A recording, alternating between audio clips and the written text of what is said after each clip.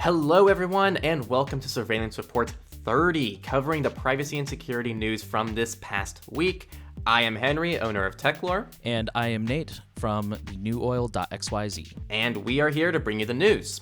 Today's episode is brought to you by our supporters who believe in our mission in spreading privacy and security to the masses. We are on Patreon, where you can receive exclusive perks in our communities and our platforms. Ko-fi for just one-time donations if you don't like subscriptions. We accept Monero for private donations, and there are many free ways of supporting us as well, including contributing to our open source projects and just joining our communities and being a part of what we do. We also have merch too, so go check out our merch. Let's go ahead and jump right into it. Today we're going to start with data breaches, and Nate's going to kick us off. All right, so this week we really only have one data breach, and it's from a Bitcoin exchange called KeepChange, where they said that they were attacked. They fortunately stopped the attackers from stealing any funds, but unfortunately could not stop them from stealing user data. KeepChange is pretty new. They launched last year, and unfortunately the stolen information included names, email addresses, transfer data, so the amount you bought and sold and stuff like that, and hashed passwords, which hashed is always good. It's better than clear text, obviously. So if you use a strong password, that means it'll be hard for the criminals to break into those. After this attack, the company enabled Login Guard, which requires users to confirm the login via email before they can send any funds. So it's good to see them taking that initiative, at least. Yeah, and something else to add to this. First off, this is a cryptocurrency exchange. This is very common. This is just another reminder that if you store cryptocurrencies in your exchanges, you don't own your cryptocurrencies. You should transfer them to your own wallets that you own. The best case scenario is you get a hardware wallet like a Ledger or a Trezor. The goal is to not store your cryptocurrencies in these exchanges. Yeah, it's worth noting, like you pointed out, this is a crypto exchange, and these attacks are really common, but they're especially on the rise now because Bitcoin is seeing another surge, and it's so valuable and so widely used now. So, yeah. This is just going to get more and more common. Hey, to the moon, right? To the moon. You got to hodl. Next up, this isn't actually a data breach, but this is something called COMB. And COMB stands for, let me make sure I get this right, compilation of many breaches. So that's exactly what it sounds like. This is actually a compilation of many breaches, and it is massive. There are 4.7 billion people online, and COMB includes the data of nearly 70% of these users. So we're talking about billions of people that were affected by this. But again, this isn't anything new. It's just kind of a giant database of everything that's already been leaked. Now, one thing, there's actually a website, I'm going to leave this linked below. You can check if your data has been leaked as part of this. So I go ahead and attach that. I don't know if this actually uses a different data set as Have I Been Pwned, but either way, you can cross-reference both of these tools. All you have to do is type in your email, and it's going to show you whether or not your data was involved. Okay, let's move into companies. Basically, the upcoming iOS 14.5, which is expected in a couple months, it's going to start routing all of the Safari traffic if you use the safe browsing feature. They're going to route that through an Apple-controlled proxy server. Basically, the way this works is if you have, it's called fraudulent website warning, and it's under your Safari settings. If you have this enabled, you're basically using Google's safe browsing technology. The way Google's safe browsing technology works is they check the website against Google's list. Google has a list of websites, and if they know that that website has a history of malware or fraud or, just scam, stuff like that, they'll block it and they'll warn you. So Apple is attempting to preserve user privacy by sending that request through their server first and then to Google's server. So Google is still seeing the website you're attempting to connect to, but in theory, they're not supposed to know it's you because it's going through Apple first and all they see is Apple's IP address. This is actually found on pretty much any Chromium browser at the very least. So if you download Brave, if you download, I think Edge, pretty much any Chromium browser has this feature built in. And even browsers like Bromite. Bromite might disable this by default, but these are actually all settings inside of these browsers that say, do you want to check for fraudulent websites? And this cross-references Google's. The bottom line, this is a security versus privacy issue. If you're looking for better security, this is going to check the websites to make sure you're not accessing a phishing website, but it might come at a cost of privacy, depending on how Google is analyzing this traffic and using that data. It's kind of personal preference, and I think Nate had a better way of summarizing these, his takeaway for this one. I think if you're a tech-savvy person who kind of knows your way around the internet, you're pretty good at spotting suspicious websites, or if you don't really browse on mobile very often, which I don't think you should, then it's probably safe to go ahead and turn this off just to get that privacy back. If you're not very tech-savvy or you do browse a lot, it may be worth it to go ahead and keep it on, again, just for the security of it. But yeah, it's very like I said, in theory, Google shouldn't be able to see that it's you because it's coming through Apple, but I mean, I'm sure they've got other ways to track you on mobile, so. So up next, Yandex said that it caught an employee selling access to users' inboxes. So this was pretty much a rogue employee who had access to customer data, and they were selling it to people. Yeah. Yandex, for those who don't know, is a Russian search engine and email provider. The employee, they said, and this is a quote from the article, the employee was one of 3 system administrators with the necessary access rights to provide technical support. So basically what they're saying is this guy didn't break into any systems he wasn't supposed to be in. He was just abusing the access he already had as part of his job. And they said he could have potentially compromised up to 4,887 mailboxes. So I think the takeaway here is this highlights the importance of a zero-knowledge encrypted email provider, whether that's Proton, Tutanota. I know C-Templar is another big one that's getting really popular. I mean, this is really important. A similar story happened last year with a Yahoo sysadmin who was accessing mailboxes looking for nudes. So this is becoming a real big problem, unfortunately. Yeah, and people like to really undermine some of the protections that are given by Proton Mail. I know a common thing is, well, by default, it doesn't give end-to-end encryption to external contacts. And it's like, yeah, but no email provider does, right? And actually, Proton Mail, you can end-to-end encrypt to external contacts. You just have to click the lock button and set a password. I mean, that's the same for Tutanota as well. Exactly. To Tutanota's defense, they will warn you. There's a little pop-up at the top that says, like, hey, you're sending this outside Tutanota. We can't encrypt this unless you manually select it. So I'll give them that. Yeah, but I mean, like, the point is that these tools still offer a very valid use case. And it's another good example of elitism of, like, hey, well, they could still do X, Y, Z. Therefore, you shouldn't use this service. And it's like, okay, I know people actually have said, I'm just going to use Gmail because Proton Mail has this problem. And it's like, yeah, and I've heard people say that, like, is there a point to using Proton or Tutanota if everyone else is still using Gmail? And my logic is, like, you're cutting that attack in half. Like, if you're both using Gmail, both inboxes are just as susceptible. But if at least one of you is using zero provider, then only one of you is susceptible to that. And also, if you click the lock button on Tutanota or Proton Mail, there is end-to-end encryption, and Gmail won't be able to access the contents of the email. Now, I'm pretty sure Tutanota also protects the subject line, and I don't think Proton Mail does that yet. So just keep in mind that the subject line for Proton Mail still would expose you to some extent. So don't put anything sensitive like your social security number in the subject line. Our next story, super quick one. It's Patch Tuesday from Microsoft. If you don't know, they pretty much send security updates for Windows and most of their other software. Just update Windows. They fixed 56 bugs, including a Windows 0-day vulnerability. So I recommend enabling automatic software updates, even though it's notoriously just awful on Windows. At least you're going to be secure. Here is a really interesting story. CD Projekt Red was hit by ransomware. And for those who are not gamers, then and you're not familiar, CD Projekt Red is the company behind the latest game, Cyberpunk 2077, which was the latest big game that everybody was really looking forward to. Before that, they did The Witcher. I think they've done a couple other ones. But anyways, they got hit by ransomware. Fortunately, they said there was no user or personal data compromised. They may have gotten the source code for some of the games, including an unreleased version of Witcher 3, so that really sucks. What is really cool is CD Projekt Red said that they are not going to pay up and that they were actually keeping good backup. So at the time this article was published, they were already in the process of restoring their devices. Like I said, they're not going to pay, which is great. We need to see more companies not paying. And then just a fun little addendum to that. The attacker is a group called Hello Kitty, and I just thought that was so amusing. One more real quick story. A Canadian telecommunications provider called TELUS has signed a 10-year deal with Google Cloud. The deal is part of Google's efforts to move into the telecom industry, and the collaboration will use AI to better use data in healthcare, agriculture, security, and connected home industries. So if you're Canadian, that's just something to have on your radar. Also, on this note, Google's now, if you didn't hear, Google introduced their own VPN as part of their Fi subscription. And now they're hoping to introduce this VPN to iPhones. So it's now been announced that they're going to be rolling this out to iPhones soon as well. As you can imagine, the main concern here is you're trusting Google with pretty much all of your internet traffic.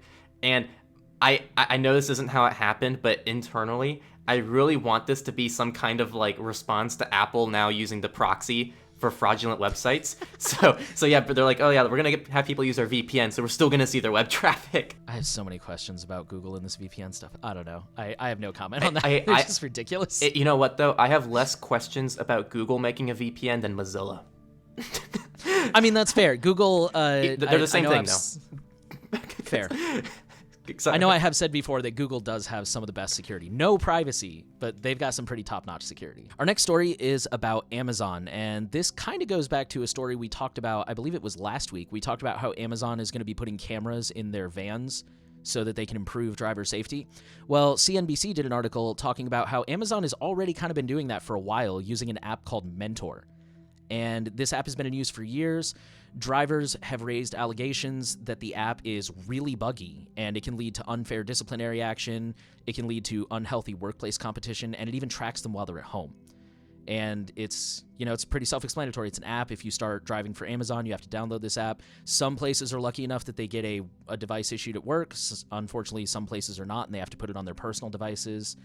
And the app monitors activities like braking, speeding, even receiving phone calls or sending texts. One driver reported that he got a phone call, didn't answer it, but the app improperly reported him as being on the phone, and that dinged him. So it's just kind of highlights, the big concern with the cameras in the vans is that they're going to be abused and they're going to be buggy and they're not going to work right. And this really just is a perfect example of that's already happened, is they've implemented AI that didn't work. And our final company article of the week. We talked last week about how Apple and macOS was actually affected by a pseudo root privilege escalation bug that was originally found on Linux.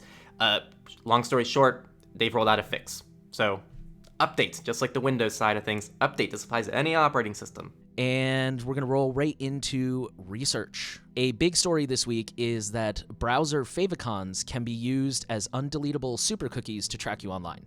So we've talked about super cookies a few weeks ago. They're basically cookies that are a lot harder to get rid of and store a lot more information.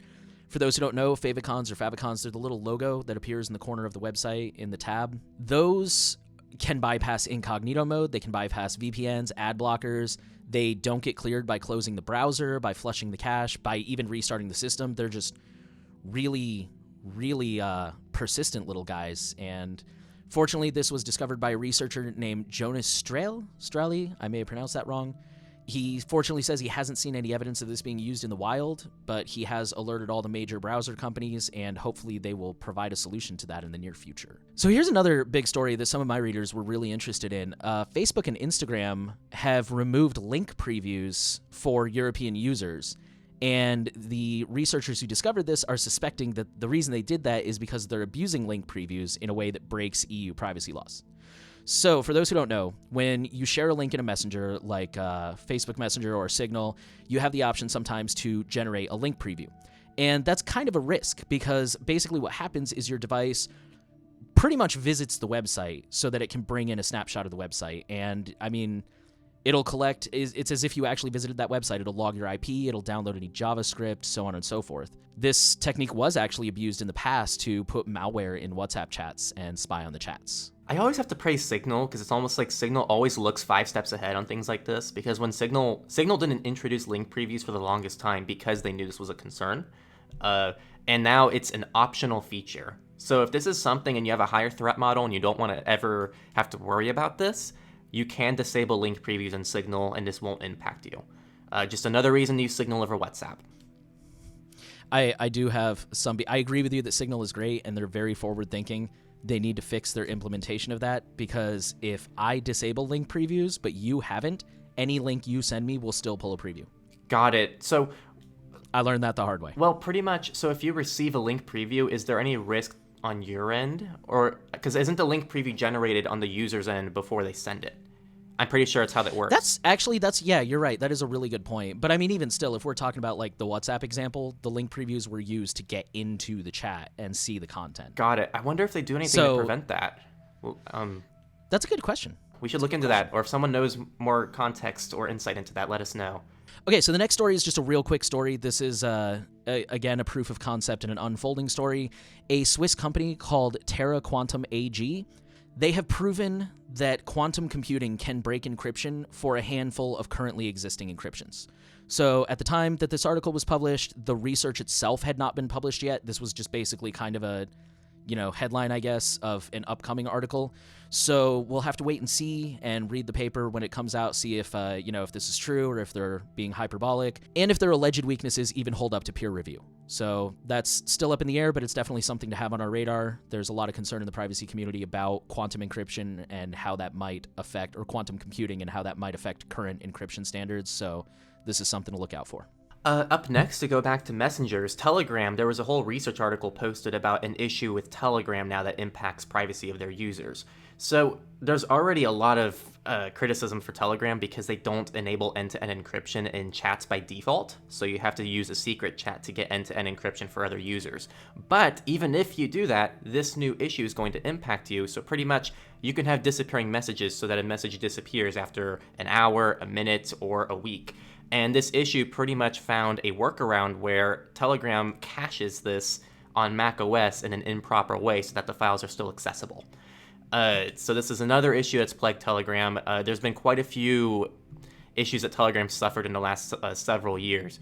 It's still probably better than using Facebook, WhatsApp, and all these other tools, and make sure to always use secret chats. But again, you have to trust the tool here, and in this scenario, there was a situation where it actually left a sandbox of Telegram. So it's a pretty serious issue. Okay, and our last research story is that there are old security vulnerabilities still left in millions of Internet of Things devices that are vulnerable to attacks. It's kind of well known in the security community that IoT devices are not very good at being kept up to date. A lot of manufacturers just push them out and then forget all about them, but there are old vulnerabilities that have been patched a long time ago for other, like Windows, Mac, phones, all kinds of things that have not been patched on IoT devices. So if you must buy a smart device for whatever reason, make sure to do your research. Some of them do get updated, so see if you can find one of those. And if not, just strong passwords, VLANs if your router supports that. And again, if they do get updated, keep that up to date. Now we're going to move on to the politics section, starting with US news. So pretty much cybercriminals have increased the chemical levels of a city's water system. This is just another infrastructure attack, which is kind of the next big thing. So a cybercriminal in Florida accessed a water plant and attempted to raise the sodium hydroxide to dangerous levels. And this is also an ingredient that's used in drain cleaners, so it's toxic to humans if it's in large doses. Yeah, apparently the operator said it's really common for people to like remote in from time to time, like managers and stuff, to like remote in and like do some work real quick. Are you serious? So originally he was just like, oh, somebody's in, whatever. But then he saw like they were messing with levels and stuff, and he's like, hold on, that's not right. For a couple things. One, can you imagine like handling that kind of stuff and just be like, oh yeah, just someone else is in the system again, yeah, whatever, because it's such a common thing. And then the second thing is, what kind of person do you have to be to poison water? Like, there's no incentive for that. That's just chaos. That's literally mass murder. Now, would my Brita protect me from this? So you're saying I should, I have a Brita filter. Should I go like pour Drano on it and see what happens? I don't know, because I know Brita doesn't protect against like mercury. Brita protects from like all this different stuff. You have to get a specific kind of Brita to filter mercury. Can we actually recommend to our audience, get a Brita to protect your water from hackers? I mean, honestly, I do it just because it makes it taste better. I know the city water is safe, but it makes it taste better. It's safe for now. Fair. Okay, good point. I think the big thing about this story is infrastructure is a huge problem here in the U.S. Like, we've still got systems, like when I joined the military in 2007, we were still using a DOS-based text box program for my job. And like, the government is really slow to update and upgrade, and which I kind of understand, because on the one hand it's expensive and there's always bugs, and unfortunately they never see the good side of it. We caught this one attack. Who knows how many others have been stopped by a good IT guy who actually knew what he was doing. You never see when bad things don't happen. So unfortunately that means that cybersecurity moves to the bottom of the list because we never see the benefit. So, but yeah, this was a really big story that shows that this stuff does happen, and it's potentially dangerous. I mean, this happened near Tampa, which is huge city. Florida man poisons water.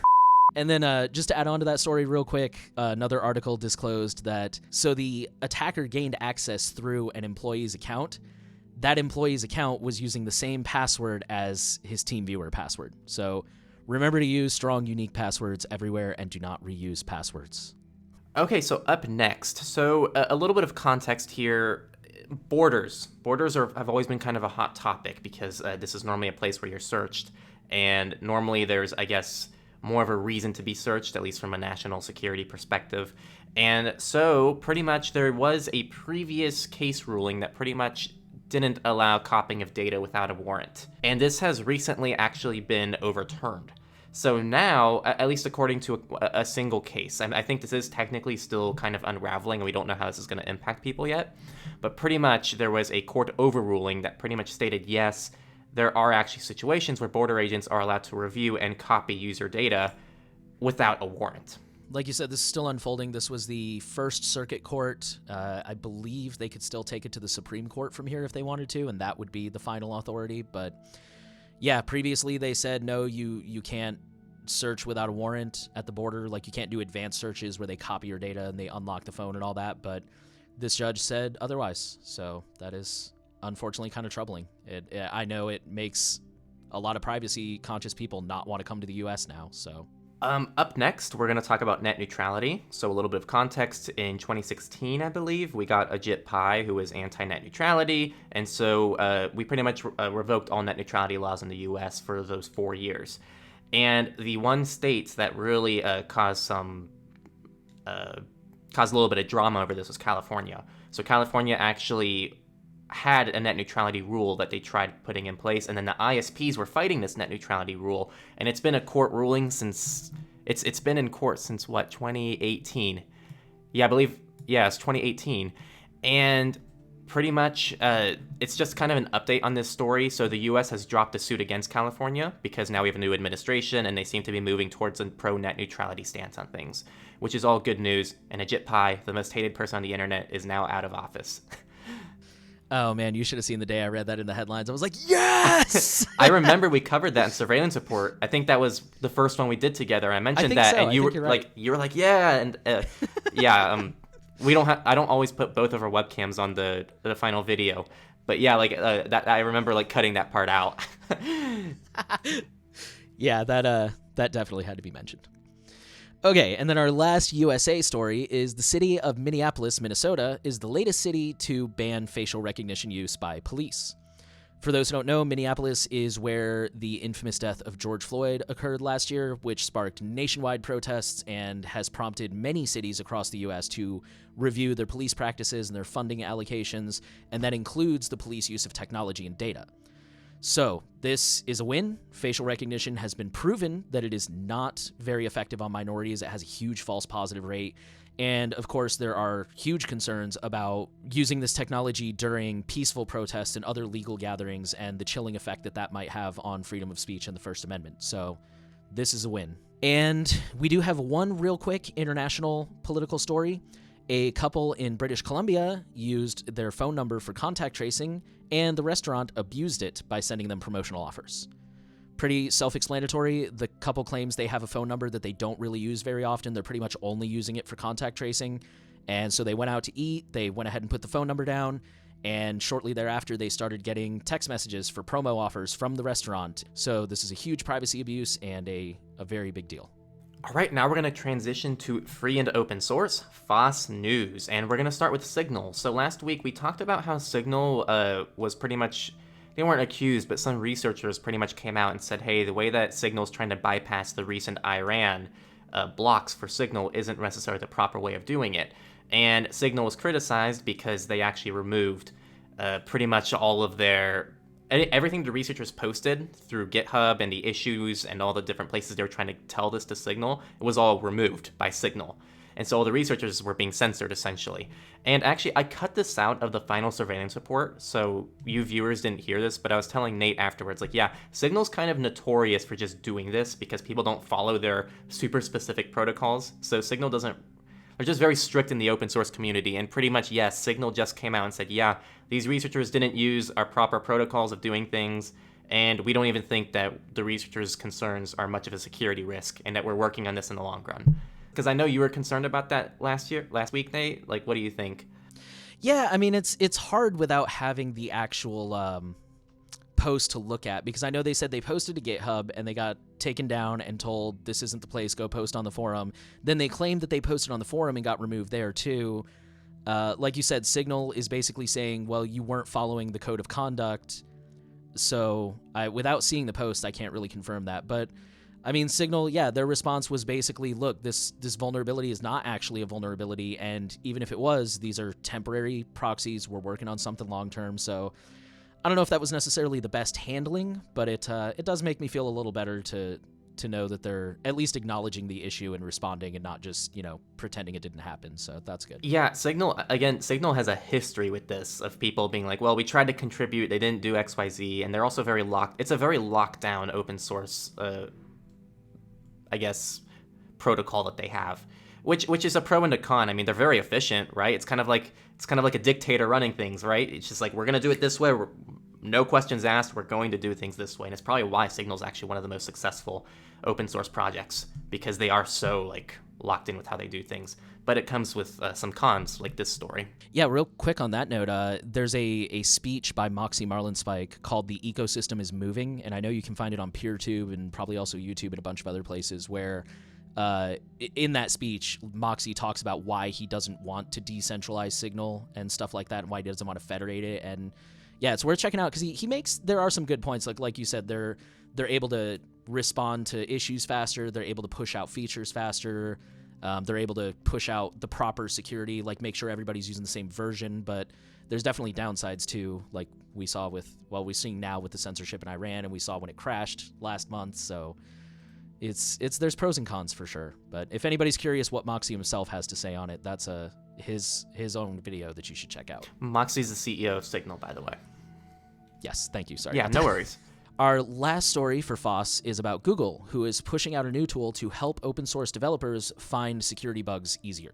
So they have launched the Open Source Vulnerability Website, the OSV, which they are hoping will be a little bit more open source friendly than the traditional CVE bug tracking format.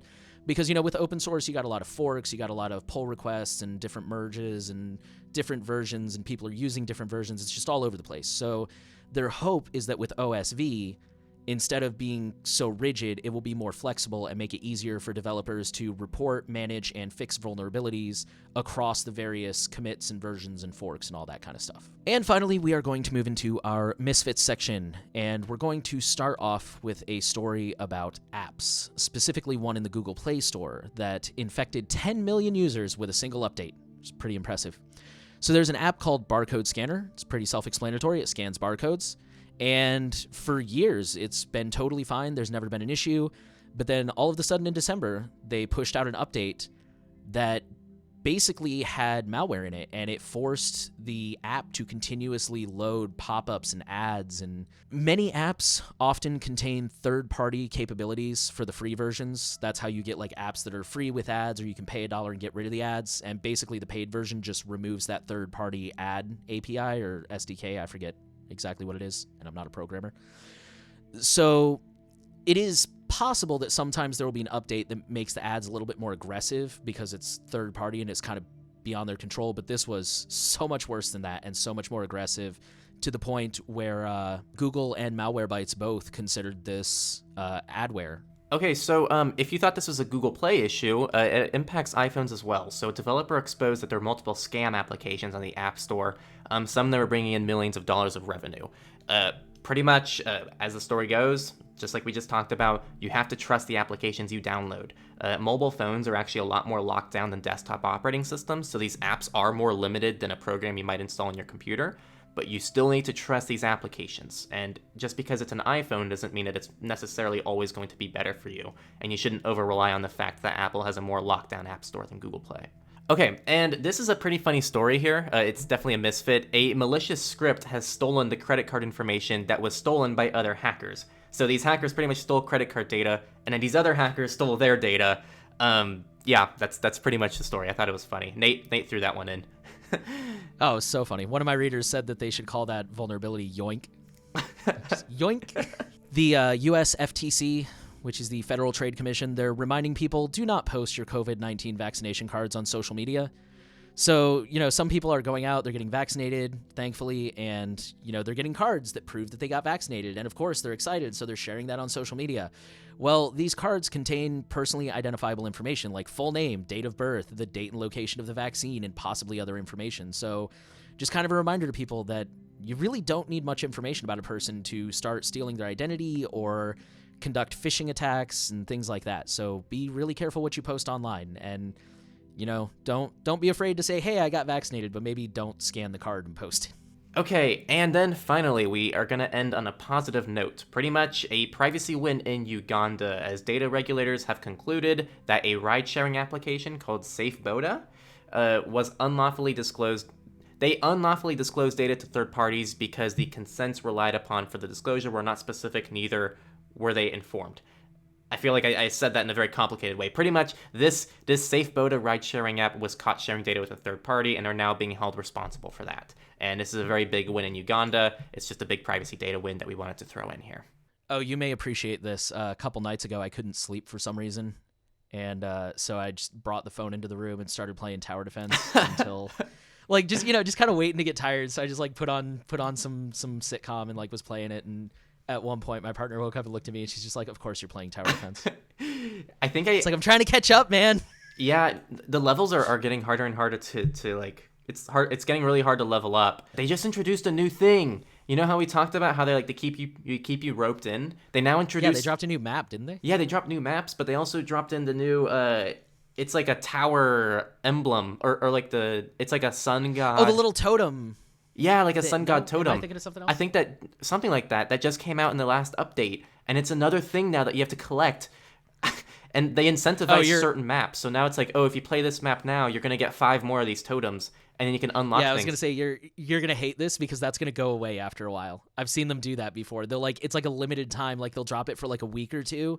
So you're trying to play as much as possible to get as many items as you can before it goes away. Oh, I don't mind that then. I don't, as long as if they get rid of it, then I'm cool with that.